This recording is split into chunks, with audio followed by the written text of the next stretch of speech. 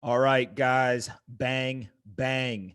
Before I forget, while we're letting people get in here, go into the description right now. I write a daily email that goes out to over 50,000 investors. It's all about business technology and finance. If you go there, what you can see is all of my daily thoughts. I'm going to quickly get this posted on Twitter, and then we will be off to the races. Go subscribe at pompletter.com. Again, pompletter.com, and we will see you there. All right. So as we get started here, here's what I want to cover. I want to go through a whole bunch of stuff, but mostly I want to cover what is the current small business environment. And what I mean by that is we have lived now through a economic crisis that was driven by a public health crisis. And so I want to just go over what's going on for small businesses across America. If you think about, go back to January and February of this year, essentially there was one of the greatest economic situations in the United States history. So we had seen everything from record low unemployment. We had seen an explosion in the stock market. We were at literally one of the longest bull runs, if not the longest bull run in history. Everything seemed to be going really, really well. There were signs last year that we were getting towards the end of the economic cycle.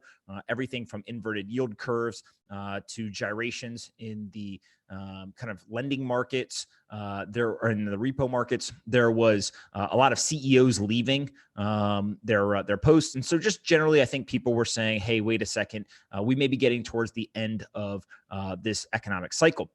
And so when you think through this, it then says, okay, that's all in the public markets. But then we had this public health crisis, government mandated shutdowns occurred, and the Federal Reserve used the 2008, 2009 playbook. They said, if all of a sudden there is going to be some economic carnage here because the velocity of money is slowed down because everyone's sitting at home, we're going to step in and we are basically going to use what I personally call bridge the gap monetary stimulus. And what I mean by that is there was no secret that there was going to be a very big drop when it came to economic output in the United States. And so that drop was going to be very painful. People were going to lose their jobs. There was going to be businesses going out of business, et cetera. And so what the Federal Reserve basically did is they said, we're going to step in and we're going to manipulate the interest rate environment. So they had two emergency rate cuts, dropped us down to 0%.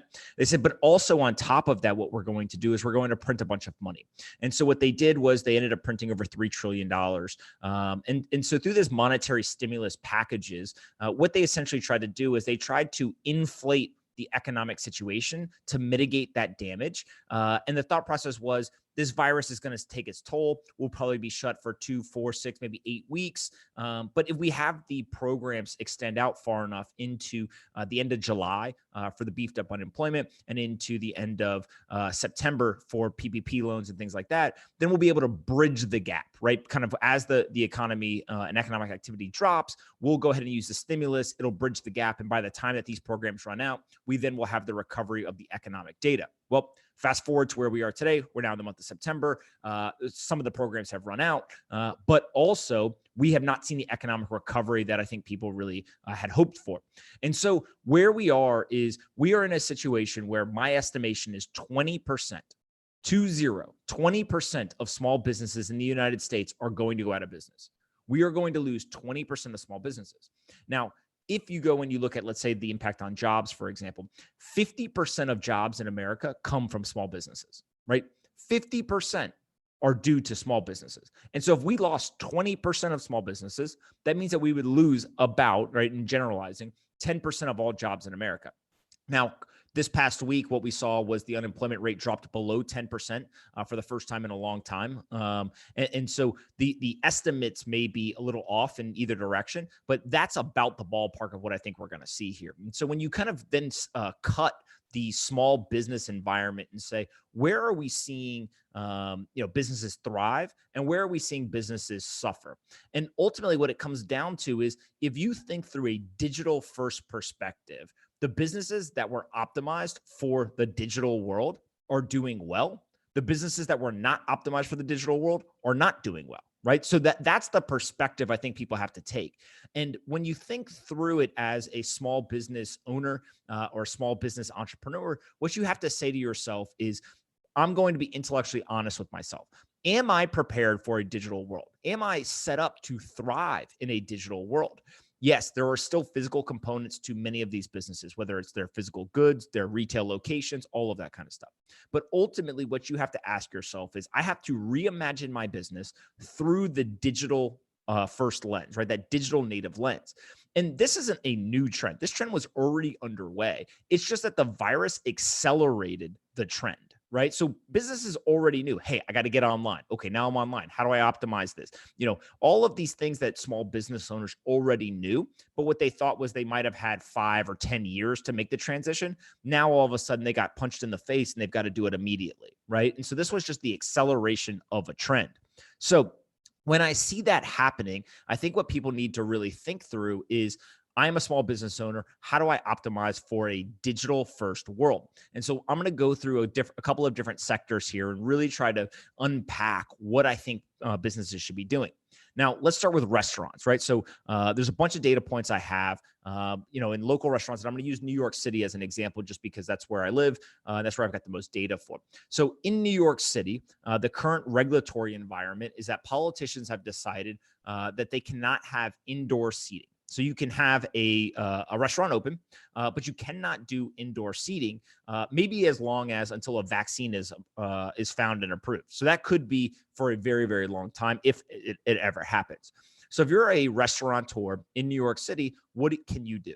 One is, many of them have built outdoor seating. So literally, they've been given permission to go out into the street. They've built kind of these little box type structures. They put some tables out there, and they basically carry out the operations of their restaurant, but now they're doing it outdoors rather than indoors. So as you can imagine, you can't put as many chairs and seats outside as you could once do inside. So immediately your capacity is constrained. The things that I see businesses doing that I think are very smart are, one, they immediately embrace curbside pickup. So how can you optimize your operations to not only continue to serve customers sitting outside in chairs, but also to optimize for curbside pickup? So somebody can order ahead, right? If you think through Domino's and Starbucks, why have Domino's and Starbucks businesses exploded, stock prices taken off over the last 5 years? Well, it's because they got very, very good at mobile ordering, right? And that mobile ordering or online ordering business for Domino's is world-class. For Starbucks, if you ever walk into a Starbucks now and you watch, people are ordering on the mobile app and they're just coming and picking it up. Every restaurant is going to have to embrace that kind of online ordering or mobile ordering first. So this is order online, I come pick it up. You have to have an optimized experience for that. And what I mean by that is, if somebody orders from you online and they come to pick it up and all of a sudden they're sitting there waiting for 20 minutes, that's not a good experience. They're unlikely to do it again unless your food is really, really, really good, right? It's one of their favorites. And so what you have to start to think of is, how do I optimize the customer experience for this new way of purchasing food from me, right? So that's first of all. Second of all, what you see then is an integration with all of the food delivery companies. So there are still restaurants literally in New York City who are not integrated into Seamless and Grubhub and Uber Eats and all of these different services. So getting optimized there ends up being really important. Again, you need volume in order to keep up in a low margin environment, right? Most restaurants are sub 20% margin businesses. And so that's where I think you see kind of the easy steps, right? One, I got to optimize for online ordering and curbside pickup. And then two is I got to integrate with and optimize for online ordering and food delivery services. So that's two. The third thing is, every single restaurant should immediately start thinking about intellectual property, right? What is the IP that you have that you can productize and immediately create a new revenue stream? So for those who listen to the podcast, I had Kat Cole come on. Kat Cole started out working at Hooters, moved all the way up to vice president. She eventually took over as the president of Cinnabon, and then now is the president and COO of Focus Brands, which owns Cinnabon, Jamba Juice, Moe's Southwest Grill, a bunch of other services, or companies, Auntie Anne's, etc. One of their core strategies is, how do we take the intellectual property that we have at the restaurants and these chains and create additional additive products that we then can go and sell through other channels. So for example, if you are a restaurant and you're known for having great cookies, can you now productize that cookie product or that cookie, productize it so that you can then sell it online, right? And then you can do some sort of e-commerce integration. Again, this is moving restaurateurs outside of their kind of comfort zone, but it's really important for them to be able to do this because this is where the customers are. You have to now start going to where the customers are. The customers are online. The customers are looking for new types of ways to interact with your business. And so IP is a huge piece of this, right? Whether that is taking the IP and putting it onto merchandise, putting some sort of food together, creating new products, right? A restaurant I ate at last night, a friend of mine runs, and not only does he have his own wine, but he also has his own olive oil and other things, right? So he's been able to take the products that they use inside of the restaurant, and they're now creating IP products with IP that they then can turn and they can sell online and things like that. And so I think that's a key piece for restaurants today to actually start to make sure that not only one, can they survive this, but they can begin to thrive in a digital first world. The second thing that I think restaurants have to start to understand is that they have to reimagine their space. So when you begin to look at a restaurant from a physical location standpoint, the square footage that you have, about 80% of the square footage usually is for dine-in customers. Well, if now all of a sudden the government won't let you actually put customers as a dine-in experience, you immediately can expand your operations, right? Can you go from making X amount of food to X times 3 by simply expanding into that dine-in space? And then can you actually turn it into a ghost kitchen? Can you do certain things where you can drastically increase your output?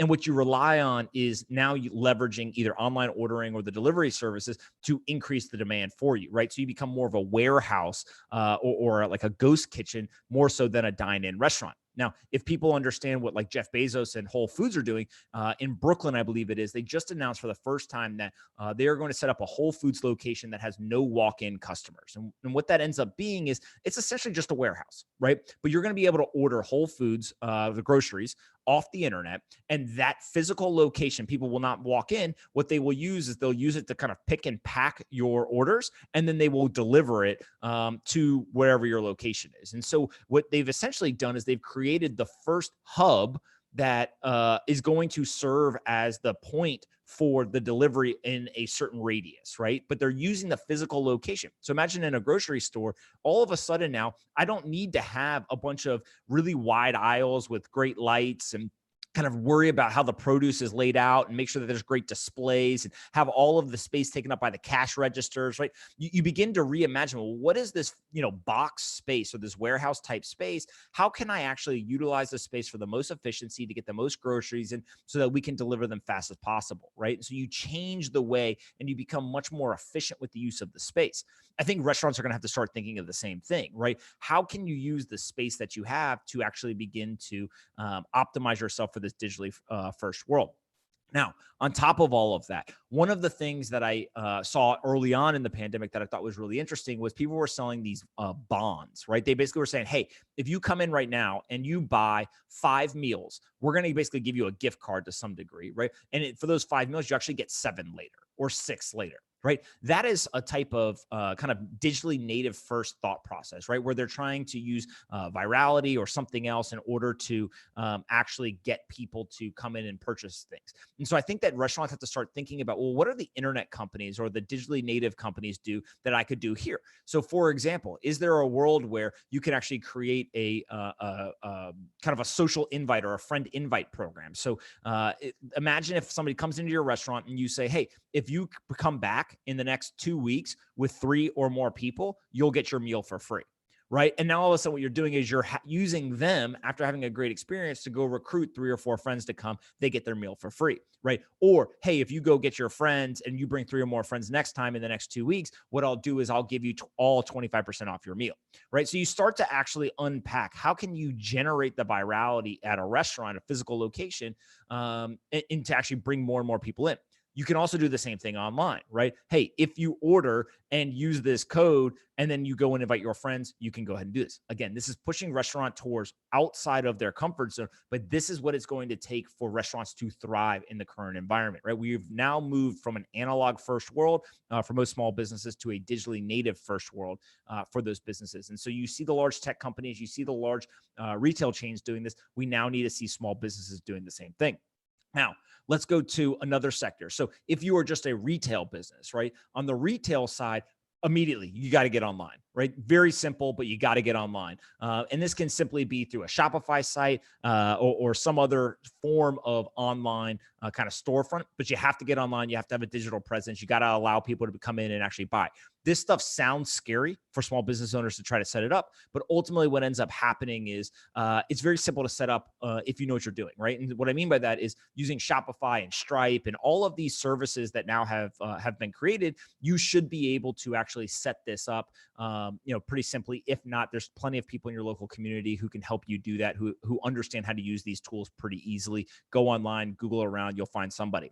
The other piece to a retail business, again, IP. What are the things that you do better than everybody else that you can productize in order to then go and you can sell that online or you can sell it in your store? So if you sell some sort of physical good, right, are there other things that you can go into, kind of concentrically expand into in order to actually create more SKUs, create more revenue channels for yourself? Is there a service type business that you can add? Is there something that you can do where maybe people actually pay you for your time, right? There's all of these pieces that people need to start to understand. Is it's no longer the constrictions of just your physical retail location. You have to start thinking about what are the digital assets I own, right?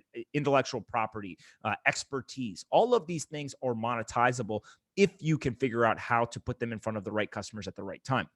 So that's a retail store. Now, if you start to get into things like freelancers, et cetera, right? Take personal trainers, freelancers, basically anybody who has a business in which they don't work at a company. It's just them as an individual, right? And so these people are actually the people who this is like the Super Bowl. Right. If you know what you're doing or you can get up to speed quickly, you should be absolutely crushing it right now. And what I mean by that is you have been given a obstacle that you can't physically go in person. So if you do consulting, you can't physically go in person. If you do personal training, you can't physically go in person. But what you now are forced to do is think, how do I do this in a digital first manner? And what I mean by that is, let's say that you're a personal trainer and you used to train one-on-one, or you would train two people, at max, or three people in a group. Well, now all of a sudden you can actually get on Zoom and you can train 50 people at one time. So it's not the same experience, but what you can actually do is you can overcome that by simply going after way more volume, right? And doing an in-home workout. But what you've got to be good at is you got to be able to get distribution. And so what we're seeing is every single small business owner in America is now being forced to figure out how to use the internet to create distribution for the products and services that they have, right? So we're literally getting an acceleration of the training that small business owners have.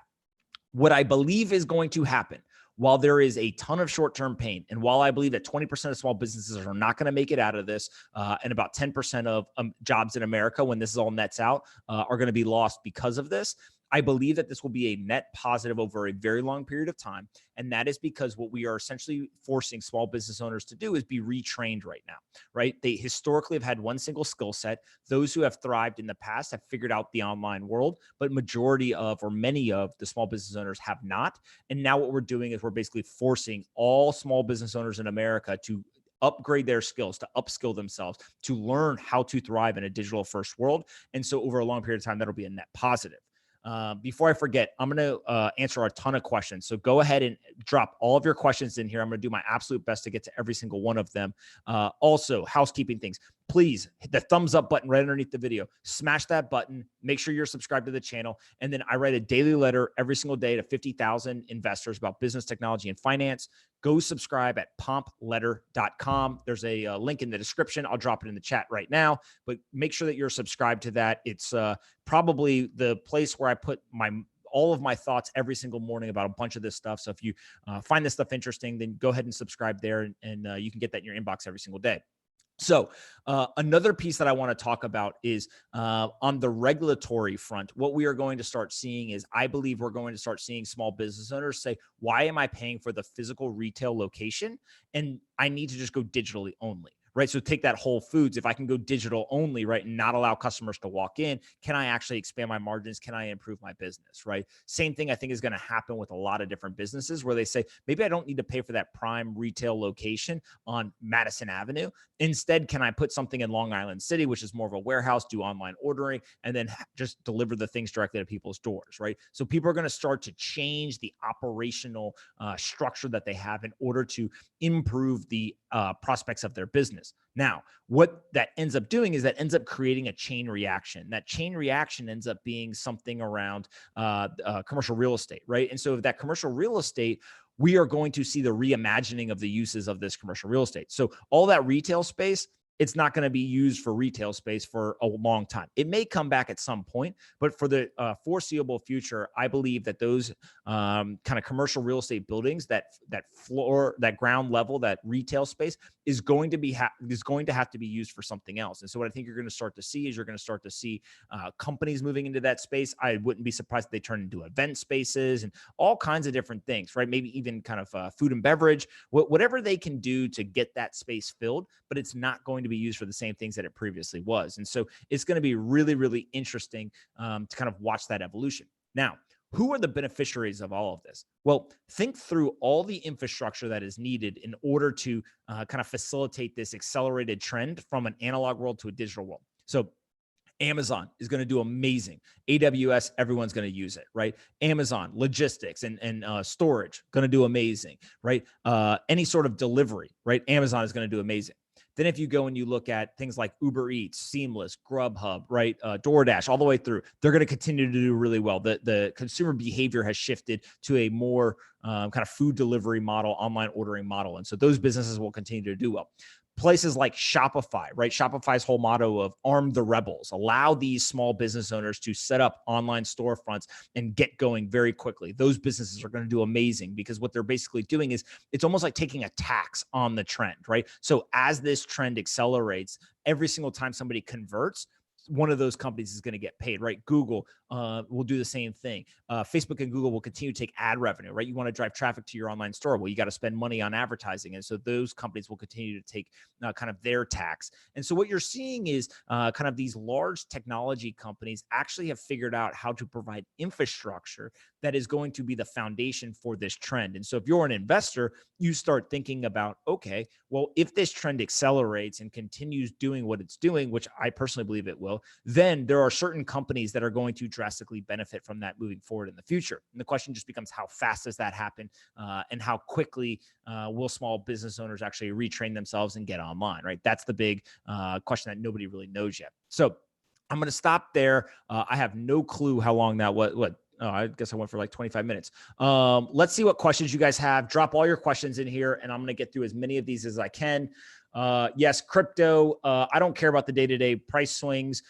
It is down over the last couple of days, but again, Bitcoin, for example, is the best performing asset class since the beginning of this year. It was up about, I think it's up like 60% this year. Gold's up like 25%. Stocks are basically flat to a little up, kind of single-digit positives. And so I think that we'll continue to see crypto do really well. You got the macro environment, kind of the tailwind, but you also then have the just kind of economics 101, supply and demand, right? You've got a fixed cap supply asset. As demand increases, you'll get a price increase in US dollar value. So I think that's going to continue to happen. What other questions? Do I think movie theaters will be Amazon hubs? All right. So this is a great question. Talk about reimagining spaces, right? One of the things that I've talked before about is the use of malls. So if you think of a mall kind of in the historic sense in like a suburban area, right? It's very big in terms of actual square footage. It's got a lot of open area. It's also got the parking lot. It's usually got some land with it, et cetera. It would not surprise me if we start to see people going and buying up these pieces of real estate and then reusing them for something else. So one example that I've used in the past is usually at the ends of the mall or the department stores. What you could do is you could actually take those department stores, you could turn them into apartments, kind of college dorm style. You could solicit people to move there if they're like remote workers into a really cool environment. Then you basically take all of the real estate in between the ends of the department stores and you turn that into a mini city, right? And you basically recreate the urban environment, but you do it in kind of a a suburban area, so the cost is cheaper. You can do all kinds of cool things with the parking lot, right? That kind of surrounds it. You turn it into parks, walkways, all that kind of stuff. And so don't be surprised if there's tons of development projects where people go in and they buy up this old or kind of cheap real estate, and they try to do interesting things with it. Also, I'm waiting to see what happens with college campuses, right? Obviously, I think a lot of people understand now that there's this huge higher education bubble. If there are, I don't think like the Harvards and Yales are going anywhere, but if you kind of look at the lower tier colleges, they usually own a lot of land. They've got really big buildings. If they become, if they come under pressure from people not wanting to pay, you know, $30, $40, $50,000 a year to do Zoom classes, and people are uncomfortable actually going to the physical location, some of that real estate will become distressed, and somebody will swoop in, and then kind of what happens there. How do people reimagine that?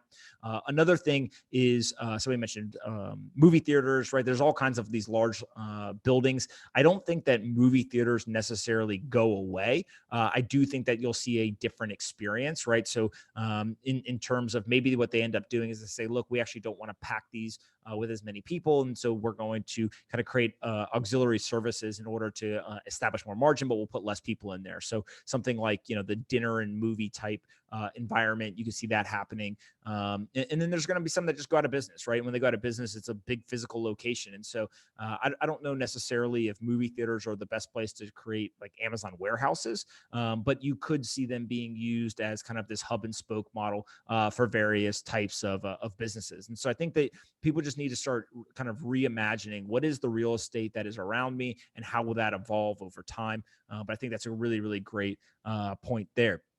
Why is the stimulus funds package for the small business have so many pitfalls and tie-ins? Yeah, look, obviously these things are incredibly complex. They were done very quickly too. Remember back in March, I mean, this was put together in a matter of weeks. We saw things like the airlines where, you know, they took the bailout money and they were told you can't lower anyone's salary, right, or the hourly rate. And so they said, okay, no problem. But then all they did was they just cut hours. They said, instead of working 40 hours, you can only work 30. So in essence, they were paying their people less, but they abided by the letter of the law. And so they basically found a loophole, right? I think that that's happening. They've got lots of lawyers, right? And kind of those large corporations are going to always be incentivized to do that. On the small business side, you know, there's a lot of small businesses that they basically started to take the PPP loans and didn't fully even understand what exactly were some of the rules around it, right? If you remember, I mean, the first tranche was gone like almost immediately. And so I think that there was just a lot of fear. There was a lot of necessity. There's a lot of kind of short-term cash crunch. And now as kind of the dust is settling a little bit, people are starting to understand what are some of those, you know, requirements. Some of them are, you know, okay. And some of them, I think people are just saying, I wish it wasn't like that. But, you know, at the end of the day, there's kind of always hindsight bias of like, I wish they had done this or I wish I had done that. But you have to remember this was put together in a matter of weeks, you know, back in March. And ultimately they were able to get money in the hands of business owners. And I have no doubt that they saved businesses. The question is just, should they have saved the businesses or should they have allowed the free market to reign? I think you guys know where I stand on that. Okay, election. I don't think it matters. And what I mean by that is I think that at this point, there is a very high degree of distrust with the government. I mean, if you look at the local and state level, literally people are like, oh my God, we have such incompetent people running the governments that actually have probably a more direct impact on me. You know, pretty much across the country, the way that mayors and governors have you know, handled this entire situation is pretty pathetic, frankly.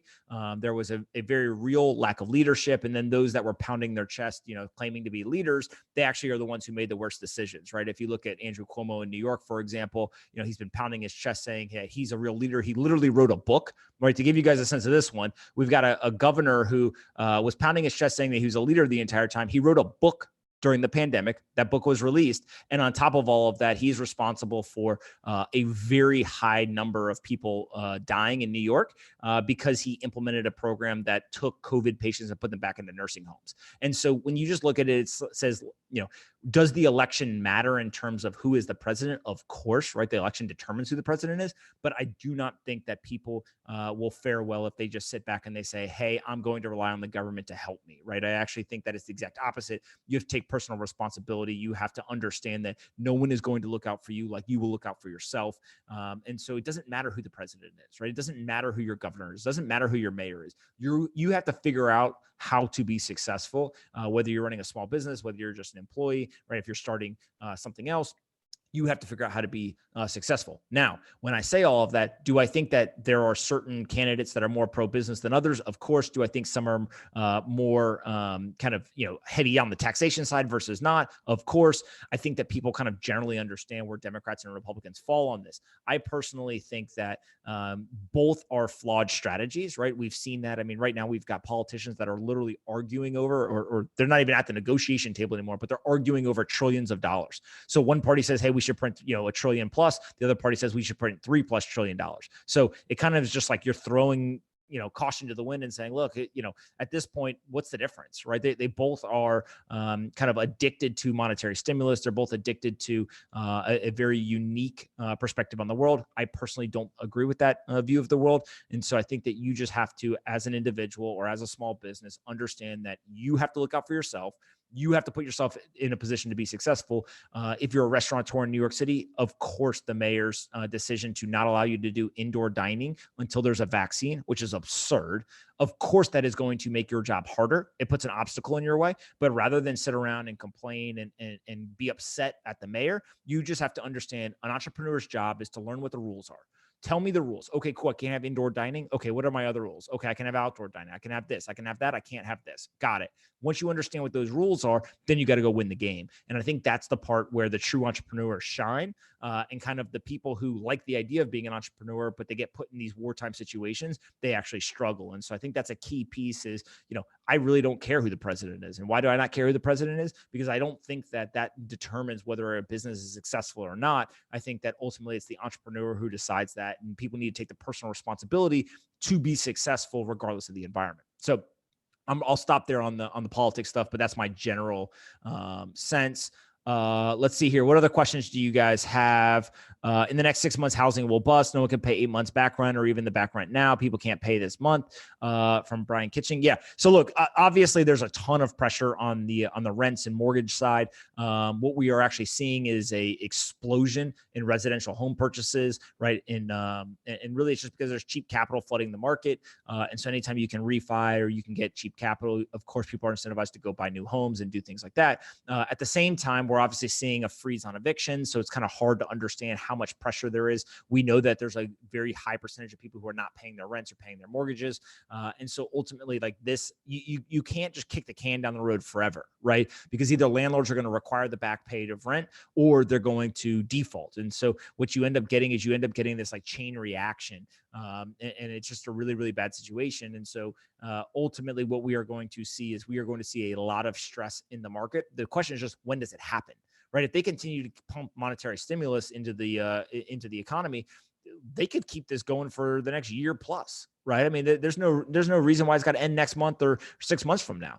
It's kind of like, how long do they want to play this game? But ultimately, kind of, you got to pay for your sins, right? And what I mean by that is, if you haven't paid rent since March and you're a business, at some point your landlord is going to make you pay rent, and maybe they don't make you pay the whole thing, but they're going to make you pay something because they've got bills to pay. And so I think that people just have to understand that, like, we still are only 5 or 6 months into this. Like, this is likely to be a multi-year impact on the U.S. economy. And so we cannot think that we are out of the woods yet, right? Obviously, the stock market drew down over the last couple of days.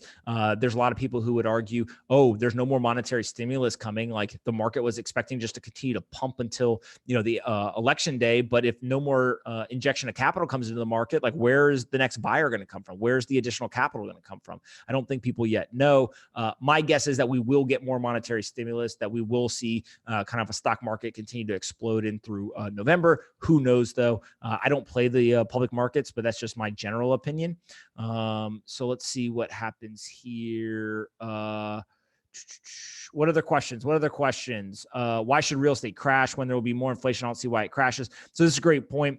Basically, if you're pumping so much money into the economy and there's $3+ trillion that have been printed, there's probably more on the way. All you're doing is you're devaluing the dollar, right? And as you devalue the dollar, people are going to seek inflation hedge assets. They're going to seek real estate, precious metals, Bitcoin, in some weird world. Stocks are serving as an inflation hedge right now, right? And so what they end up doing is they convert their dollars into assets, and they hold those assets, and the dollar devalues. And so those asset prices go up, right? Literally quantitative easing.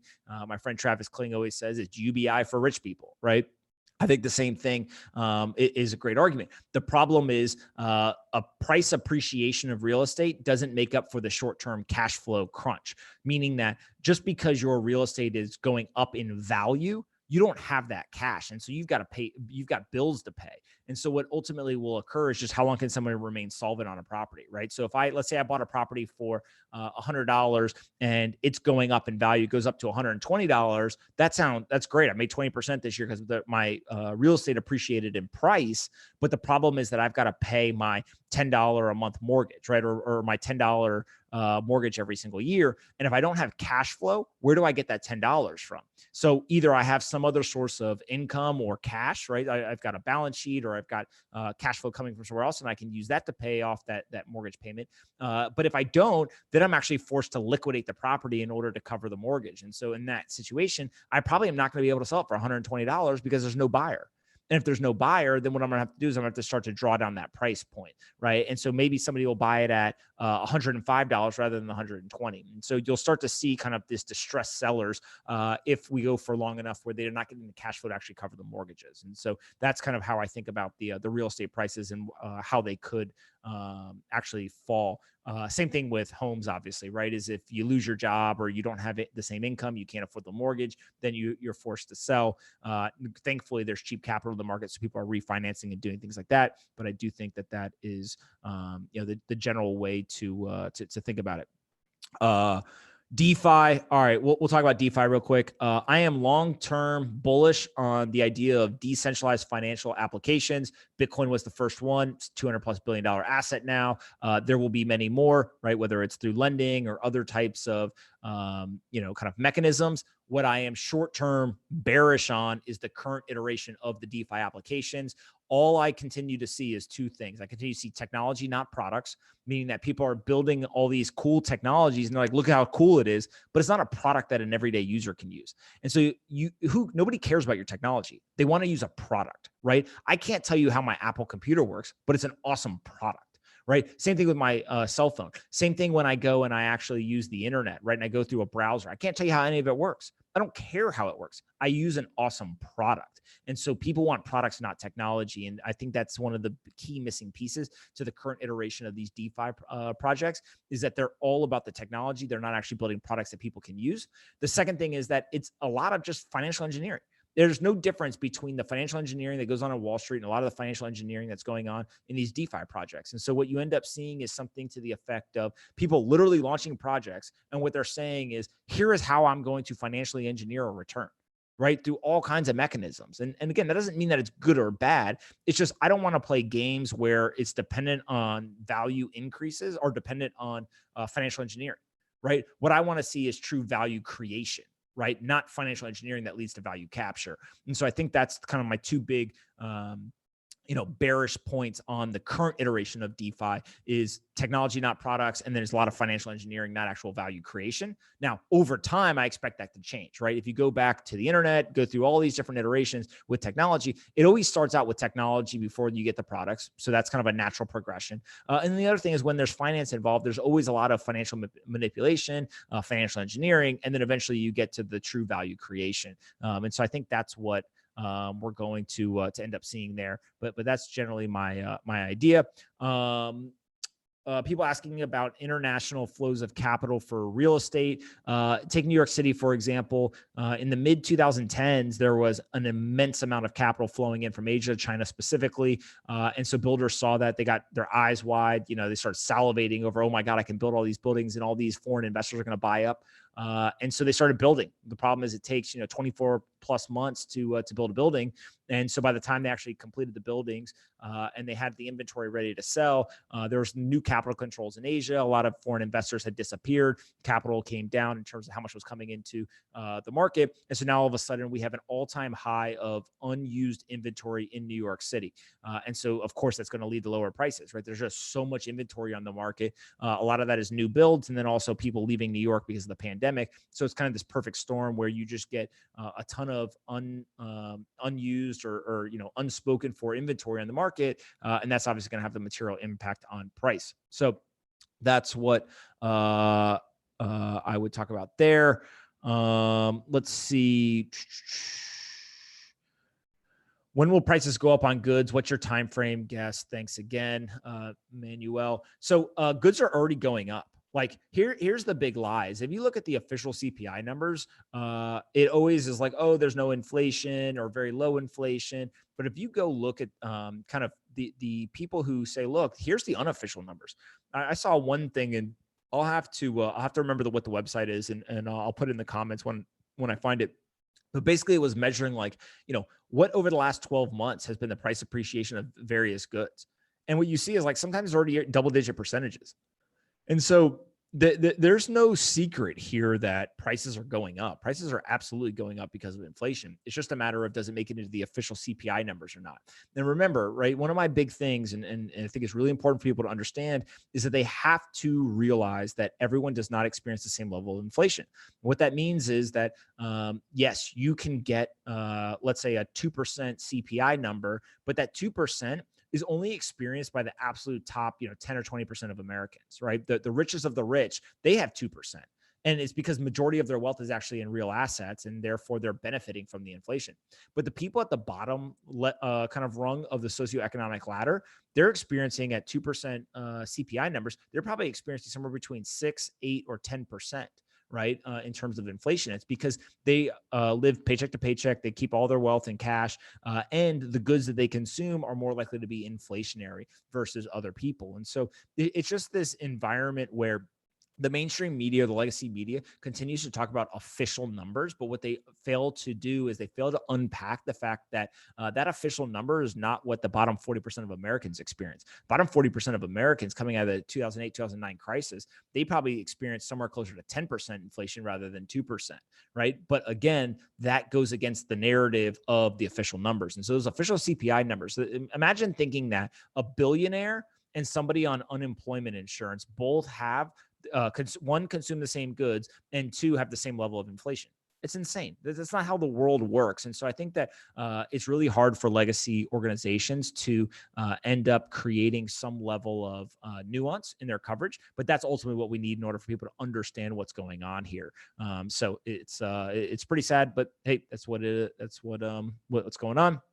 How much does inflation matter if computer tech gets better and cheaper? This is a great question. So technology inherently is deflationary, so it should drive down cost. And you see this with everything from kind of technology products all the way to kind of the implementation in supply chains, manufacturing facilities, et cetera. So the more that we become tech first or digitally native as a country and as an economy and as a business, what you will see that deflationary impact. Now, the question is, and this is like the $1 trillion question right now, is all the quantitative easing, is it going to get soaked up by those deflationary forces, or will there be very high levels of inflation? I personally think that you're not going to be able to print $3+ trillion and not see some level of inflation. There's good kind of data to suggest already that we're starting to see higher levels of inflation, but that's happening on a specific good standpoint, not so much in kind of the macro environment. And the official numbers, obviously, they'll kind of manipulate those as much as they can to kind of continue to hide the fact that when you print money, all you are doing is you are asking the people with the least amount of money in your economy to pay for that growth, right? So you can basically do three things. You can allow a free market to reign. That free market will go through boom and bust cycles. They will be really, really good times and there will be bad times. But that free market ultimately will help to find kind of equilibrium and efficiencies in the market. The second thing that you can do is you can do what the government has done for the last 6 fiscal years. You can increase taxes. And so as they've done this on the tax side, every single year for the last 6 years, the government has hit a record high in terms of federal income tax revenue, meaning that they are taking more money, right? Actually getting more revenue from citizens of the United States. Yet every single year, we're seeing a wider and wider intra-year deficit, meaning that in the year 2016 or 15 or 17, the amount of money in the deficit, right? The difference between what we spent and what we actually brought in increases. It's getting bigger and bigger and bigger and bigger, which adds more and more to the national debt. And so it is not a revenue problem. We've every single year for the last 6 years brought in record levels of revenue. It is a spending problem. Right? It's very obvious. If I said to you, hey, every single year you keep getting paid more money than you've ever been paid before, yet every single year somehow you end up going deeper and deeper in debt, you would say to me, not I need to make more money. What you would say is I need to stop spending. And so that's what's going on at the government level. The numbers are, it's so obvious what's happening. Anyone who is running a business would look at that and say, obviously it's a spending problem. It's not a revenue problem because we continue to take in record revenue every single year, yet even though we're taking in record revenue. So we took in more revenue last year than the year before, but we still spent even more. How does that happen? Of course, it's a spending problem. That is the problem when you live in a inflationary debt-fueled economy because the politicians don't have to answer to anybody because what they're doing is they're taking the money, right? Or they're taking the value from the bottom 40% of Americans and they're using that to pay for it.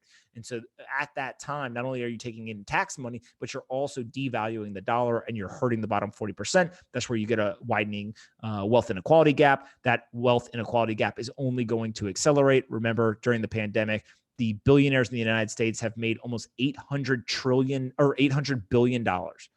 The billionaires in the United States during the pandemic have made almost $800 billion, while almost 60 million Americans have lost their jobs. Now, that's not the billionaires' fault. All they've been doing is running their business, right? But what it is the government gave that $800 billion to those rich people.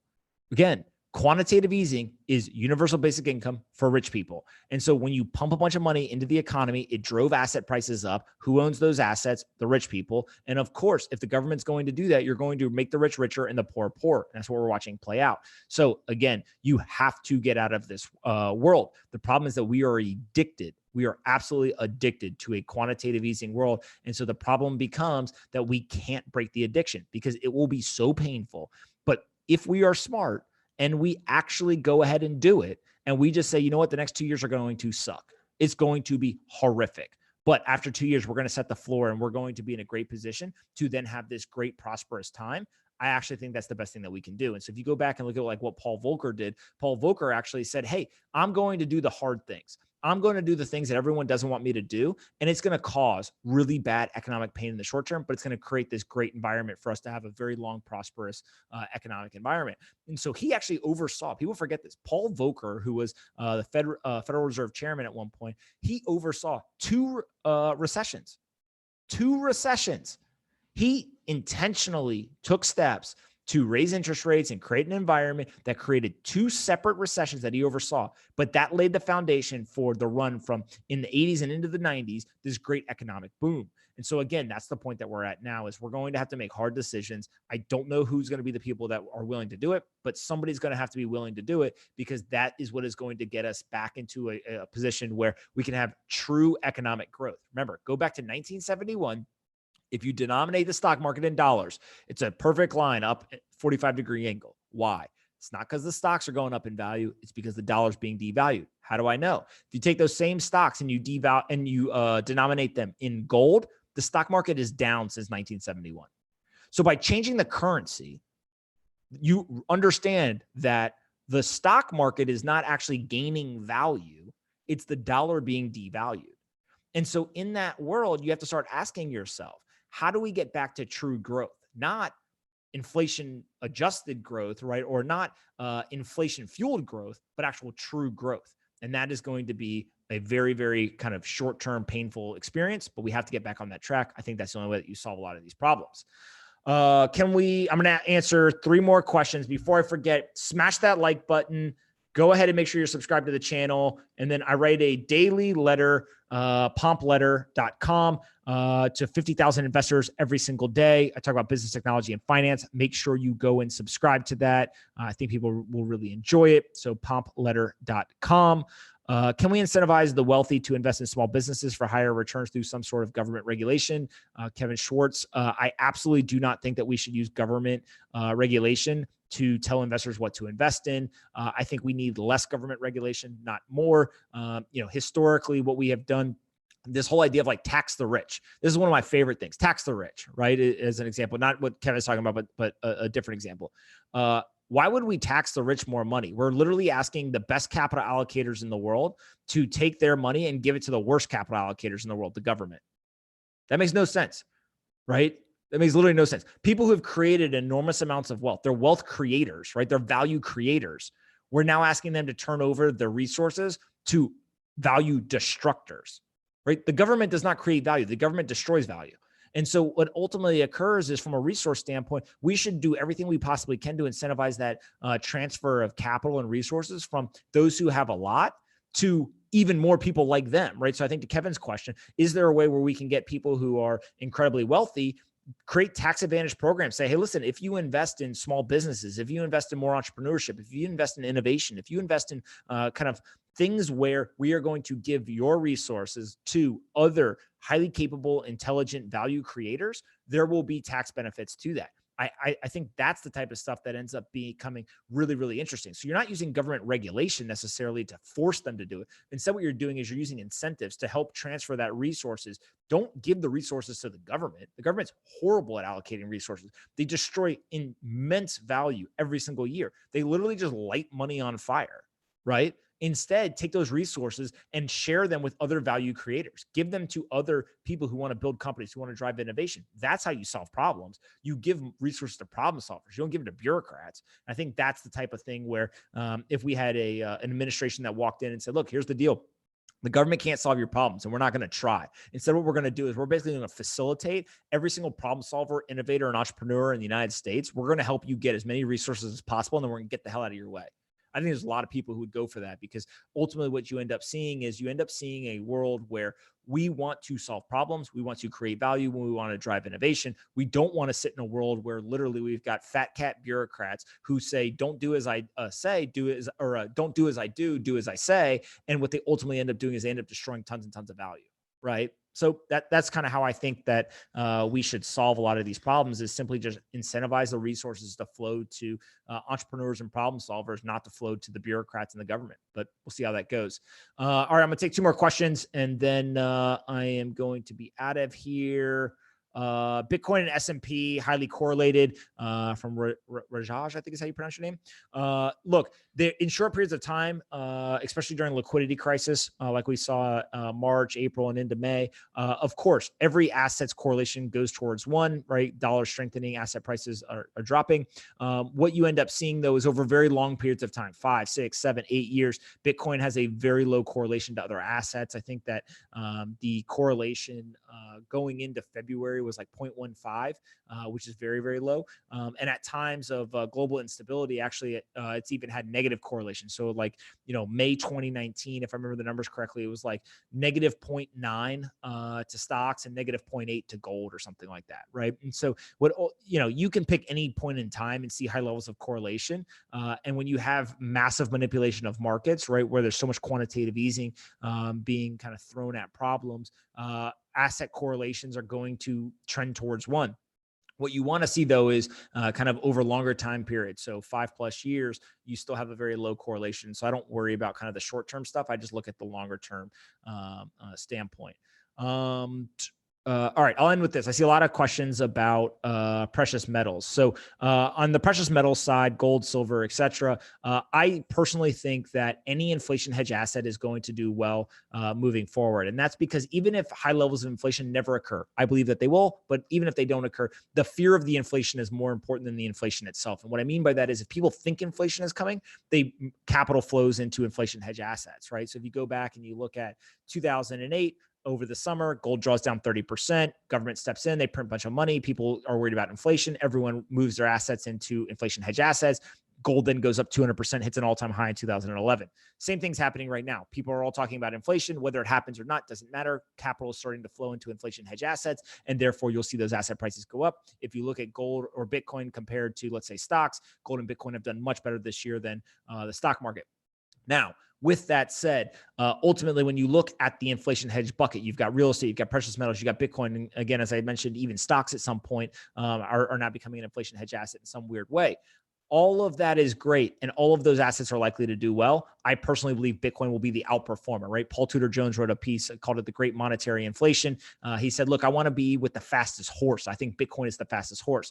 There's two ways to look at this. One is Bitcoin is a much more global asset. It's more accessible than any of the other assets, right? So if you want to buy gold or you want to buy Bitcoin, which one's easier to buy? Bitcoin globally, for sure. And so that's where you see a lot of people going in and doing that. The second thing is from a market structure standpoint. So Bitcoin is a very small market cap. It's only $200 billion market cap. And therefore it takes less dollars to move it more on a percentage basis, right? So if you go, let's say, for example, and you put $1 billion into Bitcoin, or you put $1 billion into gold, Bitcoin's going to move more simply because it's a smaller market cap and it's got more volatility to it. So volatility works in both directions, can work against you, or it's a bad thing when it goes against you, right? So if you're long Bitcoin and Bitcoin goes down, you say, hey, it's volatile, that's a bad thing. But if you're long Bitcoin and Bitcoin goes up a lot, that's also volatility. But now you like that volatility because it's going in your direction. And so I believe that it's a highly volatile asset. I think the macro environment plus the structure of Bitcoin in terms of the supply-demand kind of relationship is going to drive a much higher Bitcoin price moving forward.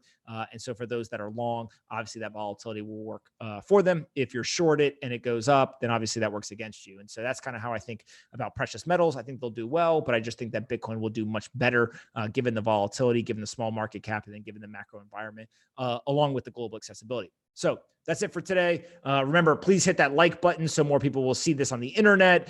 We can get more people educated.